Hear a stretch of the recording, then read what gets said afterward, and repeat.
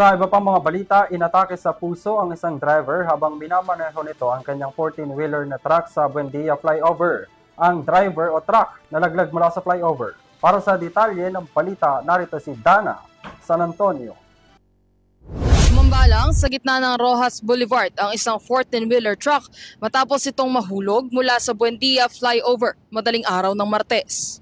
Ayon sa ulat ng Metropolitan Manila Development Authority, tinatahak ng truck ang northbound lane nang biglang atakihin sa puso ang driver. Dahil dito, nawalan siya ng kontrol sa manibela, bumangga sa railings ng flyover at tuluyang sumadsad sa center island ng Rojas Boulevard.